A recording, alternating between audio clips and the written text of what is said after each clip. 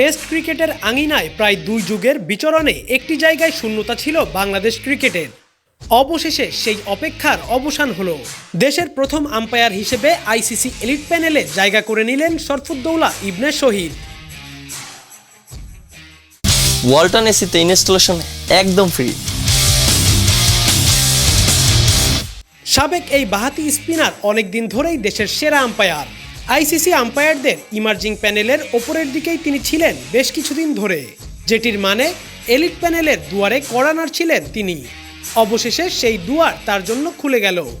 সম্প্রতি umpire Marais Erasmus অবসরে যাওয়ায় এলিট প্যানেলে শরফুদ্দৌলার অন্তর্ভুক্তির সম্ভাবনা বেড়ে যায়।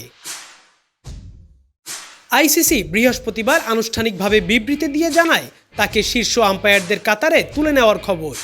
আইসিসির একটি নির্বাচক কমিটি তাকে এই প্যানেলে তুলে আনেন, যে কমিটিতে আছেন আইসিসি মহাব্যবস্থাপক ওয়াসিম খান, সাবেক ভারতীয় ব্যাটার ও ধারাভাষ্যকার সঞ্জয় মাঞ্জারেকার, এলিট প্যানেলের সাবেক আম্পায়ার নিউজিল্যান্ডের টনি হিল ও পরামর্শক স্থানাপন্ন বিশেষজ্ঞ মাইক রাইলি। বাংলাদেশের প্রথম আম্পায়ার হিসেবে ওয়ানডে বিশ্বকাপের ম্যাচ পরিচালনা করেছেন শরফুদ্দৌলা। অস্ট্রেলিয়ায় টেস্ট ম্যাচে দাঁড়িয়েছেন প্রথম বাংলাদেশি আম্পায়ার হিসেবে।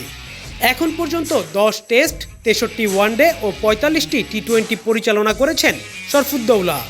বলার অপেক্ষা রাখে না, সব সংস্করণেই তা বাংলাদেশের আম্পায়ারদের মধ্যে সর্বোচ্চ। সব মিলিয়ে 118টি আন্তর্জাতিক ম্যাচ পরিচালনা করেছেন তিনি।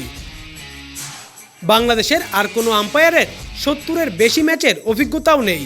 এক বিবৃতিতে সৈকত তার এই অর্জনের জন্য আইসিসি ও বিসিবিকে ধন্যবাদ জানিয়েছেন।